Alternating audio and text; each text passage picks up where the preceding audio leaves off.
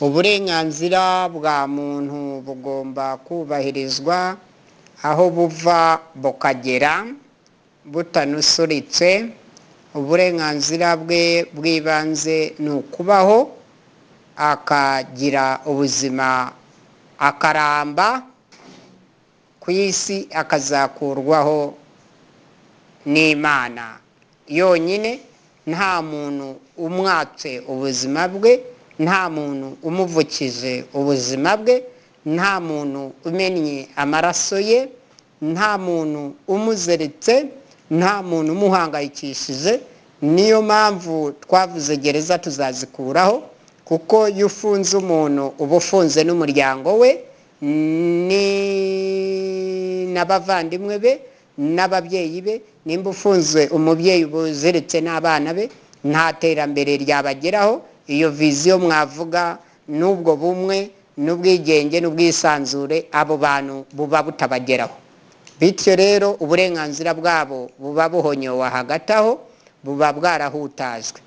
Ku bw'iyo mpamvu ikomeye cyane, uburenganzira bwa buri muntu bugomba kwitabwaho, kandi buri muntu akagira uburenganzira bungana n'ubwundi. Ntihagire uvuga ko agira uburenganzira busumbya ubw'abandi, noneho akitwaza ko ari umujenerali cyangwa ari iki n'iki, noneho agashaka guhutaza abandi ngo nuko ari abakene, ngo nuko ari umukobwa cyangwa ari umugore, cyangwa ngo ari umugabo w'umukene, cyangwa ngo afite ubumuga ubu n'ubu, cyangwa ntiyize, cyangwa abantu bose wakwiga utakwiga ugira uburenganzira bungana n'ubwundi. Bityo rero twe abaruda turababwira uburenganzira bw'abakuze bugomba kwitabwaho. Ubwo ni abasaza n'abakecuru, uburenganzira bw'ibikwerere bugomba kwitabwaho. Abangavu n'ingimbi birumvikana, abana bato, ibitsina byose, bagenda bayemye n'abagenda bakambakamba, n'abatinyagambura bitewe n'aho barambaraye, bahoraho hamwe batagenda, n'abahora bicaye batajya bava aho bicaye. Bityo rero uburenganzira bwa kiremwa muntu bugomba kubahirizwa, bose bakagira uburenganzira kwiga, amashuri abanza n'ayisumbuye, kaminuza bakagabanyirizwa, bose bakiga, ibitsina byose nta vangura iryo ari ryo ryose. Bagomba kugira uburenganzira bwo kurya ibyo kurya, kandi bagomba kugira uburenganzira butabarisha ibyo batarya, kandi bagomba kugira uburenganzira kunywa ibyo bashaka, bagomba no kugira uburenganzira kutabanywesha ibyo badashaka, bagomba kugira uburenganzira kwivuza kandi bikwiye, kandi byiza, bifite ubuziranenge, kandi byuzuze ubuziranenge, bitabatera ubwandu n'ubundi burwayi. Bityo rero uburenganzira bwa muntu bugomba kubahirizwa, ahabwa ubuvuzi bufite ireme n'iremezo, ahabwa uburezi bwuzuze ireme n'iremezo. Umwana akiga akiri muto, akiga amashuri abanza n'ayisumbuye ku buntu, kaminuza akagabanyirizwa, bose bakiga. Ubwo bwaba ari uburenganzira bwa buri muntu bwaba bwubahirijwe, hehe no kuzahura n'ubukene bwaba burangiye butyo, n'ubwomanzi bwaba burangiye butyo, kuko abantu baba bahugiye mu bintu bibafitiye umumaro. Bagomba kugira uburenganzira bubona akazi no gukora imirimo bashoboye kandi bumva bifuza kandi bashaka, bafitiye n'ubushake. Nta guhata umuntu gukora akazi aka na kariya kandi atagashoboye, nta n'ubushake abifitiye, noneho ugasanga ibyo babyita guhonyora no gukandagira uburenganzira bwa kiremwa muntu. Umuntu agomba gukora ibyo ashoboye, ntukamutegeke ngo ibi ntubikore kandi we yumva ko ari byo ashoboye, uba umuvutse uburenganzira bwe. Ntukajye umutegeka gukora ibi n'ibi kandi we bitamurimo atabishaka, uba umutegeka ibidashoboka kuri we, uba umuvutse uburenganzira bwe. Wowe umutegeka ibyo, wowe ahubwo ba ari byo ukora, kuko wowe nibyo ushoboye, nibyo uzi, n'ibyawe ntabwo ari ibye. Nawe akora ibye, nawe ukora ibyawe, uburenganzira bwa impande zombi bwubahirizwe. ariko umwe ntakajya akoresha uburenganzira bwe guhonyora uburenganzira bw'abandi, kirazira. Bityo rero abana bose bagira uburenganzira bwo kwiga, bakwiga bakaminuza, bakagira uburenganzira bwo kubona imirimo bingana, kandi imishahara bakabona imishahara ingana nk'ikiremwa muntu, kandi uburenganzira bwe imbere mu butabera bose bakaba bafite ubutabera bungana nta kubera. Niyo mpamvu bwitwa ubutabera, kuko buba bugomba kuba ku munzani, umunzani umucamanza kaburinganiza neza, ntibuhengamire kwa kanaka cyangwa kwa kanaka kandi atari mukuri. Bityo rero uburenganzira bugomba kuba buri ku munzani rwose, munzani udahengamira ku kinyoma, ahubwo umunzani ukora ikosora, kandi none umunzani udahengama ngo wihimure, ngo wihore, ngo usibye no kwihora ngo noneho wihimure. Oya, ubwo butabera ntibubaho. Ni ukukora ibintu biri hagati no hagati. Uwo niwo munzani upima ubutabera bwiza kandi buzira umuze kandi bwujuje ubuziranenge. Naho kubahohotera abantu bafite agatoki kamenyereye guhohotera, kamenyereye gukomba, gahora gahinnye, bashire akaboko hasi, nako gatoki kazajya hasi koko, noneho kareke kubama hejuru y'abantu kabarenganya. Noneho uburenganzira bw'abantu buzaba bwubahirijwe kandi mu buryo bwuzuye.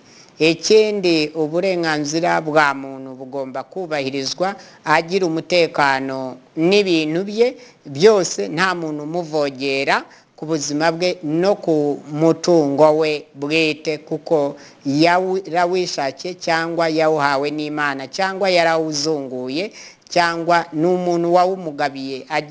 Agomba kugira uburenganzira ku kintu cye akakigengaho, ntihagire umuntu ukimugengaho amugira umupangaye. Nk'urugero, umuntu agomba kugira uburenganzira ku butaka bwe, ntawe ubumusoresha kuko yarabwiguriye cyangwa yarabuzunguye cyangwa yarabuhawe. Ubwo burenganzira akabuba abufite bwuzuye neza, nta muntu ugomba kubunusuritsa bukanusurika. Umuntu agomba kugira uburenganzira bwuzuye ku mutungo we, nk'inzu, nta muntu ugomba kuyimusoresha kuko yaba ahonyoye uburenganzira bwe, noneho yitwaje uwo ari we akamunyagaho uburenganzira bwe, we akabwigabiza. Ikindi, nta muntu ugomba kuziza umuntu uburenganzira bwe ngo nuko ari umukene, nawe ntiyabishatse, nawe bigushikiye ntiwavuga ko byagushikiye ubishaka. Ni ukuvuga ntukazize umugenzi wawe kuko ari umukene, cyangwa ngo nuko ari umukire, cyangwa ngo nuko ari hagati no hagati. Umuntu agira uburenganzira ku mutungo we bwite, ntavogerwa bw'ubwenge. Nta muntu ugomba kuvogera mugenzi we ku burenganzira bwo kugira ubwenge ubu n'ubu, ahubwo buri muntu uburenganzira bwe bwubahirizwe kandi busigasirwe. Bityo rero umuntu agomba kugira uburenganzira ku mitungo yimukanwa cyangwa itimukanwa. Umuntu agomba kugira uburenganzira busesuye ku bintu byose, ibifatika n'ibidafatika. Umuntu agomba kugira uburenganzira ku mafaranga atunze n'imitungo yindi. Ntumubaze ngo wayikuye he, ibiki n'ibiki. Nimba hari uwo yibye cyangwa aho yayiteruye, bamurega ikirego, noneho agaragaze imitungo ye. Naho wowe ntukajye uza kuryoza mugenzi wawe ngo ko ufite byinshi wabikuye he, we ko ataza kukubaza ibyawe ufite. Ibyo ni ukurengera, ukavogera uburenganzira bwe, none ukavogera n'uburenganzira bw'imitungo ye. Bityo rero umuntu agomba kugira uburenganzira busesuye kandi bwuzuye kandi bwuzuza ubuziranenge. Kandi umuntu agomba kugira uburenganzira butura aho ashaka. Nta muntu ugomba gutegeka umuntu aho ashaka, bumuvutse uburenganzira bwe, kuko si wowe uhitiramo umuntu icyo akunze, icyo ashaka cyamugirira umumaro. Umuntu agomba kugira uburenganzira bwubaka inzu ye, uko abishaka. Ntabwo ugomba kugira uburenganzira bwawe ngo ushake kuba umuterekaho ngo none yubahiriza ubwawe. Kirazira ibyo babyita gutegekesha abantu inkoni y'icyuma, none ukasanga ufite inyundo mu kaboko k'iburyo ugenda uyisekuza abantu. Umuntu agomba kugira uburenganzira bwe busesuye mu kuba yahanga imirimo iyi n'iriya, agakora ibyo ashoboye kandi yumva akunze, bimupfupfunyuka ku mutima, bipfupfunyuka no muri politike ye yo mu rutirigongo no mu isokoro, no mu bworo bw'ikirenge, ikaba yitwa inganzo ye bwite yayihawe n'Imana bataguze batanaguranye. Wowe kuki umuha inganzo yawe y'intuburano iri n'iyawe, ntukajye ushaka kuyiha mugenzi wawe ku ngufu. We afite ibyo ashoboye, afite uko abyumva yabikora, ntukajye ubimubuza. Bityo rero uburenganzira bwa muntu imbere mu gihugu no kuba umwene gihugu, ntukajye umuvutsa uburenganzira bwe ku gihugu. Umuntu wese afite uburenganzira kugira igihugu cyiwe cy'amavukiro cy'inkomoko, nta muntu ugomba kumuvutsa uburenganzira bwe ku gihugu cye cy'inkomoko yitwaza impamvu iyi n'iriya, zaba iza politike cyangwa z'ubukungu cyangwa imibanire mibi ushaka kuba wabazanamo ubatezamo imyiryane cyangwa amacakubiri, uvuga ngo uyu ni mubi ngo uriya ni mwiza. Oya, abantu bose ni beza, ahubwo ujye ushakisha icyatuma abantu bose bumva ko bari iwabo, bari mu rugo. Nturyanishe abanyarwanda, kandi umuntu agira uburenganzira bwo kuvuga ukuri kw'ibiriho bibabaje kugira ngo bihinduke, kandi ntafatwe nabi ko cyangwa ngo arebwe nabi. Ikijisho kinini kibi kirakaye kizokotse. Kirazira. Umuntu afite uburenganzira bwo kuvuga ijambo mu ruhame, afite uburenganzira bwo kwisobanura imbere mu ruhame rw'abandi, afite uburenganzira bwo kuganira iki na kiriya, cyaba ku gihugu cyaba ku mibereho ye bwite cyangwa no ku bandi, kugira ngo barebere hamwe ibisubizo by'umuryango cyangwa bw'igihugu cyangwa umugabane. Umuntu afite uburenganzira busesuye kurengerwa n'ubutabera, kandi bukaba ubwa bose ntibube ubwa bamwe. Bamwe ntibabwitwaze nk'intwaro yo guhohotera bagenzi babo no kubarenganya, bitwaje ko ari abacamanza cyangwa abavoka cyangwa abasirikare cyangwa abapolisi cyangwa abayobozi cyangwa abategetsi b'inzego izi na ziriya, zaba iz'ibanze cyangwa izo hejuru. Umuntu agira uburenganzira yahawe n'Imana bwuzuye kuri iyi si. Nta muntu ugomba kugenera mugenzi we uburenganzira bw'uko yabaho cyangwa uburyo yapfamo cyangwa uburyo yamubuza akana kariya, amutegeka ibi na biriya, amubuza ibi na biriya. Bityo rero umuntu agomba kugira uburenganzira bungana n'ubwa mugenzi we. Nta muntu ugomba kwitwaza uburenganzira bwe ngo ahohotere ubwundi. Bityo rero waba ukomeye ute, waba woroshye ute, mwese mugomba kugira uburenganzira bwa kiremwa muntu bwuzuye kandi bungana, haba ku rwego rw'igihugu no ku rwego mpuzamahanga. Hari ikindi wongeraho ku burenganzira bwa muntu? Uburenganzira bwa muntu ni byinshi cyane umuntu yabuvugaho, kuko bukora mu mpande zose. Nk'ubu ngubu mu minsi ishize twakoze ubushakashatsi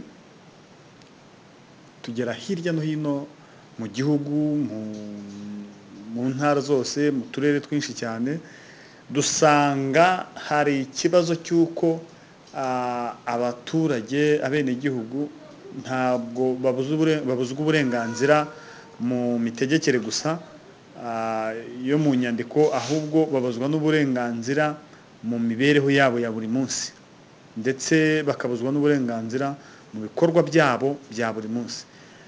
Ubu ngubu ikibazo nyamukuru kiriho, kigezweho, cyahangayikishije abanyarwanda ni iby'uko abayobozi bamwe na leta ndetse bafatanije ubwo nimvuga abayobozi ndavuga abayobozi bo hasi aho ngaho mu nzego z'ibanze, hanyuma leta yo ndahindukira nkaza nkayigira aba bakuru bafata ibyemezo barimwo abatuyobora, ba perezida, abaminisita bakomeye, baba mu bo minisita w'ubuhinzi, yaba w'ubuvuzi, yaba w'uburezi, abo bose usanga kenshi na kenshi ari bo ba mbere na mbere babangamira uburenganzira bw'umwenegihugu cyangwa se bw'umuturage ahava akagera. Ubu rero ikibazo gikomeye cyane kurenza ibindi muri iki gihe mu bushakashatsi twakoze, twasanze abenegihugu bafite ikibazo cy'ukuntu imibereho yabo iri gukandamizwa ndetse bakanabangamirwa mu buryo bwinshi cyane. Nk'ubu mu karere ka Muhanga, twarahageze tuganira n'abaturage baho, baratubwira ukuntu babayeho, batubwira ukuntu bahinga, tubabaza ibihingwa byera muri kariya karere, batubwira ko buriya Muhanga iri mu turere dukunze kugaragaramo kawa nkeya ndetse n'imyumbati, ubundi ibindi bihingwa byabo ni amateke. Ariko iyo ugiye kureba usanga hari n'ibice byinshi cyane mu gice cya Muhanga cyeramo ubunyobwa cyane. Noneho hakaba ikibazo cy'uko usanga mu mibereho yabo ya buri munsi ubuyobozi bubabuza guhinga ibyo bihingwa ngo bitewe n'uko ubwo butaka butajyanye n'izo mbuto bahinga. N'iyo bagerageje kugira ngo babemerere, babategeka imbuto bahinga, muhinge ibigori, muhinge ibishyimbo, muhinge urutoki. Ibyo byose uko abo twabashije kuganira baratubwira bati ibintu biratubangamiye bitewe n'uko ubu butaka bwacu zaba urwo rutoki batubwira duhinge, ntago iyo batuzaniye ingemwe zihwanye zifite ububasha n'ubushobozi bwo guhangana n'ibibazo byiriya Muhanga, buriya ko cyane ko Muhanga iri mu butumburuke bw'igihugu. Ntekereza ko ariko karere kari hejuru y'utundi turere twose. Iyo ukoze analize usanga ariho hantu hambere mu gihugu izuba rirasira mbere y'ahandi hose. Ugasanga rero bitewe n'uko Muhanga iri hejuru, bakaba bashaka ko ihinga bijyanye n'icyerekezo, abanyarwanda cyangwa se abenegihugu bahatuye ibyo bintu barabyinubira cyane. Ni kimwe n'utundi turere tugiye dutandukanye, utu twabashije kugenda tugeramo harimo akarere ka Nyanza, harimo akarere ka Ruhango, ukagenda ukikubita mu karere ka Karongi, naho twasanze abaturage dusanga imbogamizi ni nyinshi cyane mu mihingire yabo. Abayobozi ntibari kubemerera ko bahinga imbuto zijyanye n'ubutaka bw'aho hantu. Tuvuyeyo tujya aha hirya rwose mu kigega cy'igihugu, aho rwose ahantu hatunze igihugu mu buryo bw'imihingire y'ibirayi, aho mu turere twa Burera, za Musanze, aho hirya mu Birunga. Turaganira nabo, baratubwira bati ubu ngubu dufite ikibazo cy'uko imbuto bari kutuzanira zatunaniye, nta musaruro tukibona. Turahinga ibirayi, twakura byamara icyumweru kimwe bikabora. Noneho tumaze kuganira n'abo bantu bose, twumvise ibyavuye Muhanga, ibyavuye Nyanza, ibyavuye Ruhango, ibyavuye Karongi, ibyavuye Mutara. Twagiyeyo tuganira nabo ku mihingire yabo y'ibigori, ukuntu bahinga ibigori, ese imbuto bahinga zibasha guhangana n'ubutaka bwabo. Baratubwira, dusanga uburenganzira bwa muntu burahonyorwa cyane, kandi bugahonyorwa n'abakabaye kuba baburengera, n'abakabaye kuba batanga ihumure mu banyarwanda mu bikorwa byabo bya buri munsi. Tukiri rero ku kibazo cy'abantu bo mu majyaruguru bahinga ibirayi twabashije kuganira nabo, twababajije impamvu ibyo birayi babikura byamara icyumweru bikabora. Hari umukecuru umwe wambwiye ati jyewe ibirayi ubu ngubu ndi kugenda mbicikaho kubihinga bitewe n'uko imbuto baduha ngwiyo babihinze birera bikaba binini, byamara kuba binini inyuma imbere bikazamo amazi bikazamo n'imiheha, byarangiza abakiriya baza ku isoko cyangwa se amakoperative bashyizeho bashinzwe gukusanya iyo musaruro baza kugura, basanga ibyo birayi bifite icyo kibazo ntibabigure. Duhita tugira ikibazo kibaza ngo ese ni bande batubura izo mbuto bakazishyira abaturage bakazihinga, hanyuma amakoperative yaza kugura yasanga izo mbuto zarahuye n'icyo kibazo ntibayabagurire. Twagerageje rero gushakisha impamvu nyirizina ituma ibyo birayi bihura n'icyo kibazo. Twaganiriye n'umudogiteri umwe ukora muri labu atugaragariza impamvu ki ibyo bintu bibaho.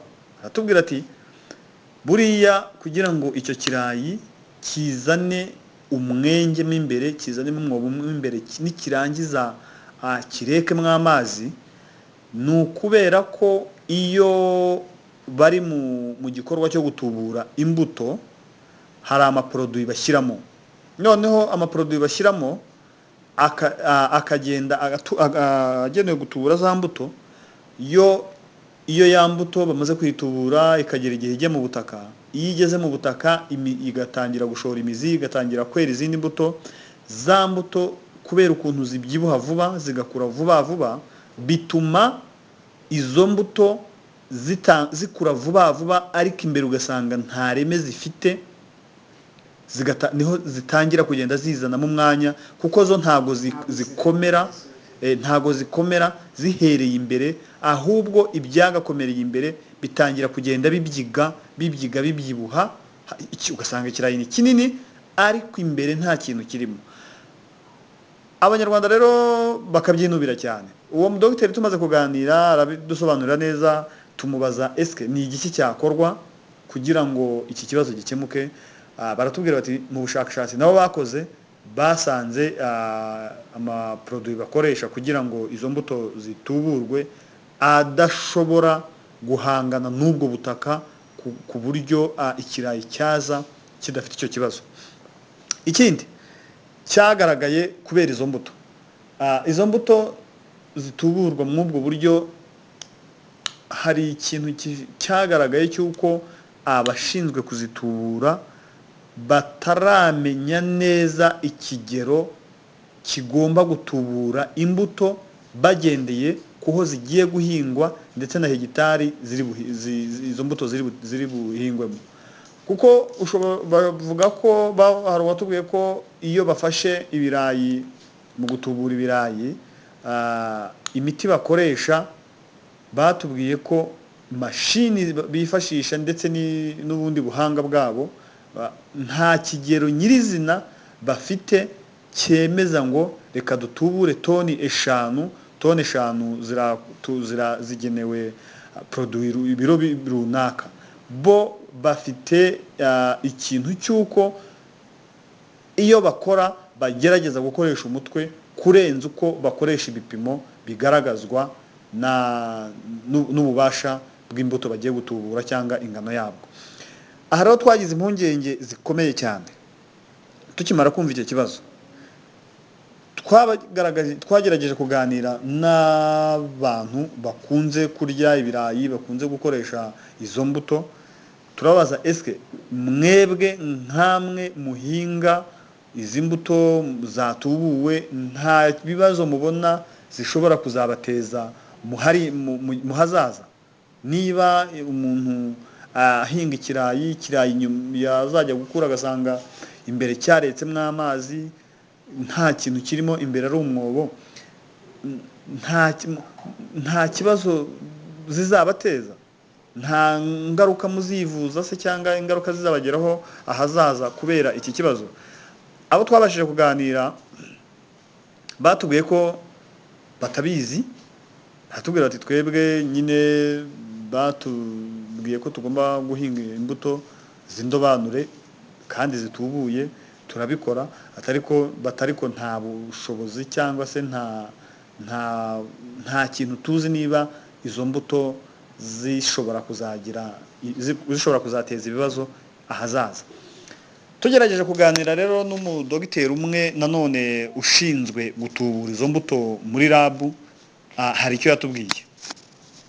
Yaratubwiye ati izi mbuto nibyo koko nubwo tutarabibonera ubushobozi bwo gupima ngo tumenye niba nta ngaruka zizatera mu bantu, ariko birashoboka ko uko abantu bakoresha izo mbuto, bakoresha ibyo biribwa by'ibituburano cyane, mu myaka yabo iri imbere bashobora kuzahura n'ingaruka zizava kuri ama product, kubera ko ngo zira product iyo bazikoze ntabwo bagira igihe baziha zishobora kumara mu izo mbuto, nibura ngo imbuto zizajye gusarurwa ayo product yarashizemo.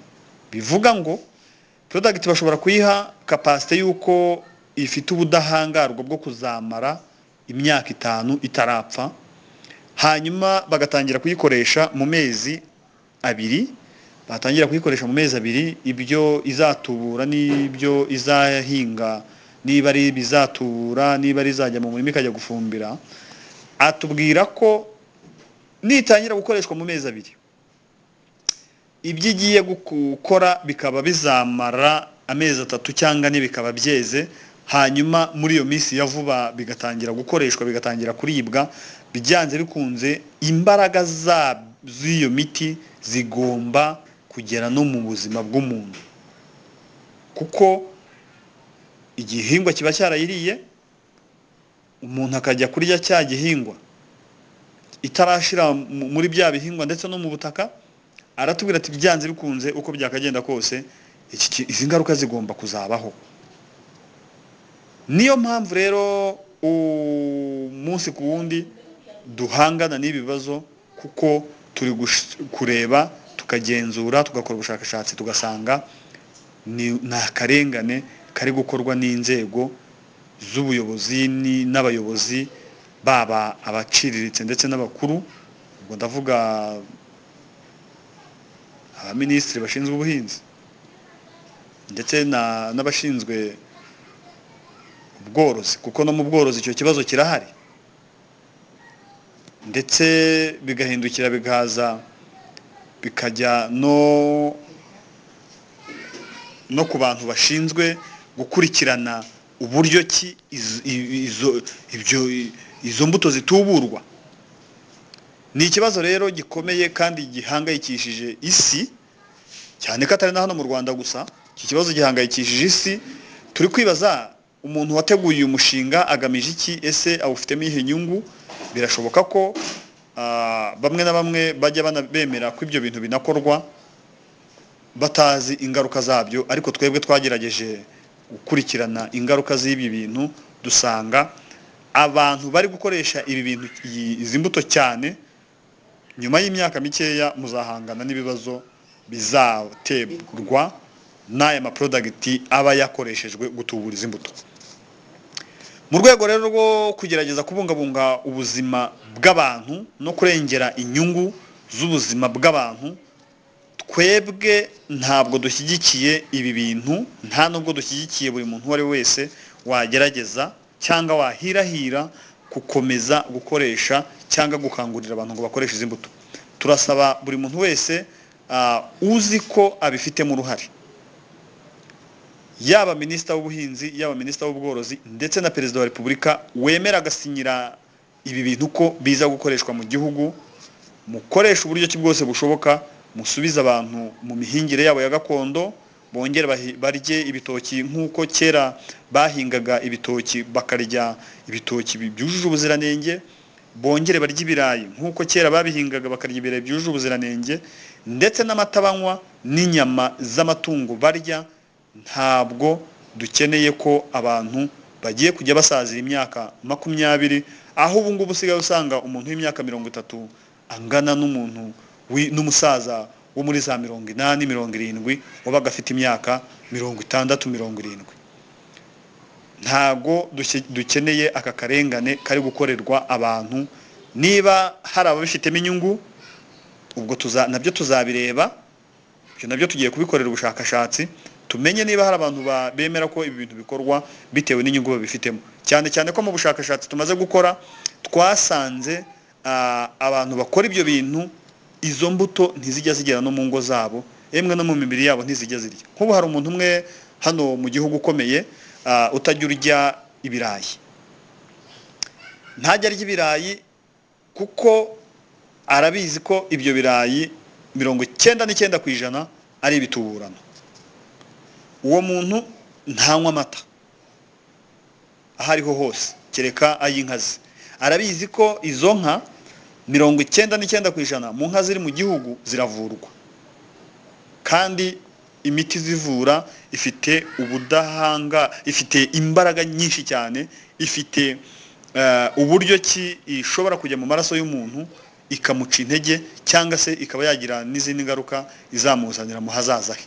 Ibyo rero twebwe nibyo turwanya, nibyo tudashaka, nibyo twamaganye. Uyu munsi ibi bintu turabibatangarije banyarwanda banyarwandakazi, namwe tukaba tubasaba kugira ngo mube maso.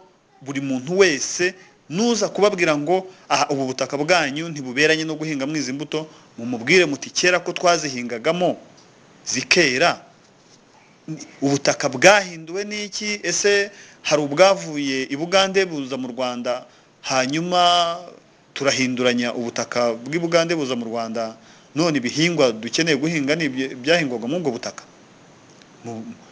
Ntimukabemerere, mubahakanire, mubabwire ko ibi bintu bidashoboka. Dukeneye ko abantu babaho bakaramba bagakomera. Ureke ibi ngibi umuntu asigaye avunika yajya kwa muganga kumuvura bikanga, bagahitamo guca urugingo rwe ngo kubera ko ngo ashobora kuzamo kanseri. Kanseri ziterwa n'iki? Ziraterwa n'ibi bintu turya, ziraterwa n'ibi bintu batuzanira umunsi ku wundi ngo bari kuduteza imbere. Iri si iterambere, ahubwo ni isenyabuzima bw'abantu. Ibi rero turabyanze, turabyamaganye, turanabihagaritse. Niba mwumva mushobora kubidushyigikiramo mubidushyigikiremo, kandi niyo mutanabidushyigikiramo twebwe tuzabyikorera. Nyuma yaho muzabona ko ibyo twaharaniraga kwari ukuri. Turabashimiye rero, turabashimiye ko mwadukurikiranye, turabashimiye ko mwakurikiye ibiganiro byacu kuri uyu munsi. Turabona amasaha agiye. Hano twari dufite umuntu umwe twatumiye, umuntu ujya adufasha gusesengura ibi bintu tuba turuganiraho. Nkaba nagira ngo rero mu rwego rwo kugira ngo ducumbikishiriza ahangaha iki kiganiro, mbe namuha ijambo agire icyo avuga kuri iki kibazo, ndetse agire n'umwanzuro yakiduhaho. Nubwo maze kuvuga ko tuzahangana nabyo, ariko nawe ndabizi ko ari inararibonye. Hari ibyo abazi kundusha, ndetse hari n'ibyo yakoze, nawe hari ibyo yakozeho ubushakashatsi birenze aho naba narageze. Reka mubahe rero nawe muhe ijambo abe yagira icyo avuga kuri iki kibazo, nk'iminota mike cyane, iminota 2 iraba ihagije, hanyuma tubasezereho. Mbibutsa ko iyo udushaka kudukurikira ujya kuri YouTube ukandikamo, ugasacinga cyangwa se ugashakisha, ushyiramo wa3 akadomo, ukandikamo ijambo ruda. Ruda ni inyuguti ya R, ukayikurikizaho umubare 2, warangiza ugashyiraho u, da na a, hanyuma ugakurikizaho akadomo. Inyuma y'akadomo uherikizaho inyuguti ya T na K. Urwo ni rwo rubuga rwacu, ni wa3 ruda akadomo TK. Murakoze cyane rero. Reka mbahe uyu mutumirwa wacu nawe agira icyo atubwiraho kuri iyi ngingo. Imana ibahe umugisha, Imana ibarinde, murara amahoro. Yari Christian mumenyereye kuri mikoro za Ruda. Murakoze cyane, nahejo. Murakoze cyane. Bityo rero iyo tubura nimba ari uko bagenda bayikora imbere, ibirayi ari ibifenesi harimo ibyuho harimo imyenge bivuga ko hari ikintu kiburamo ubwo iyo miti iba yarengeje igipimo cyangwa iri munsi y'ibipimo bikwiriye bityo rero urumva nimba ari uko bimeze ibirayi uzabirya ari ibijindiri urumva nta buziranenge byujuje urumva uzasanga umwimerere Imana yageneye mu birayi utakirimo harimo umwimerere mvaruganda w'umwana w'umuntu bizatuma abana bato babirya bibagiraho ingaruka barwaragurika barwara indwara zitandukanye kandi n'abaganga bazazivura ntibaravuka n'imiti yahangana n'izo ndwara nayo ntiravumburwa nimba nabyo byageragezwa bagerageza abaganga kuyivura ni ugukorera ubushakashatsi ku muntu batari siri ku byo bakora batari shuwa batizeye ko iyo miti n'ubwo buvuzi batanga ko bwavura izo ndwara ko zitari zihari kuva kare kose urumva ko bongereye izindi ndwara mu muba w'izindi ndwara twari dusanganye kandi ibyo ntibyari ngombwa bityo rero abantu bagomba gusigasira gakondo ikuzi igahabwa n'amahirwe ibihe byose tukayitaho ahubwo tukareba ibyaburaga muri gakondo kugira ngo itere imbere tukaba ariyo duteza imbere naho ibya kizungu bikagenzwamo make umuntu akabigenza buke none akagenda akora ubushakashatsi neza tugakora ibintu byuzuza ubuziranenge haba mu mihingire haba no mu mirire umuntu ntazarengere agakora ibintu byakwangiza umubiri w'abantu abana bato iyo miti iri mu bihingwa ishobora kuzabagiraho ingaruka kuva mu bwana kugeza mu zabukuru zabo abakuru nabo ishobora kubicira ubuzima kubera ushaka kurwara ikibyimba ku jisho ku gutwi amenyo se ababyeyi bajya kubyara inda zikajya zivamo bitewe n'ibyo biryo barya byuzuyemo imiti byuzuyemo uburozi ugasanga umwana aravutse ntiyuzuye umuntu akuze atuzuye usanga hari ibintu abura mu bwonko bwe yanatekereza agatekereza nabi yakora n'imishinga agakora imishinga ikenesha abaturage bitewe n'uburyo yariye ibintu byuzuyemo uburozi muri make yararozwe nawe mbaye mvuzeho bike ariko ni ikizingo cy'impamvu nyinshi dushaka mujye mutubariza kuri wa@ruda.tk no ku nomero ya telefoni agasaraba 250 783428 bityo rero uyu niwe perezida nyaperezida barafinda Sechipo Fred the real president.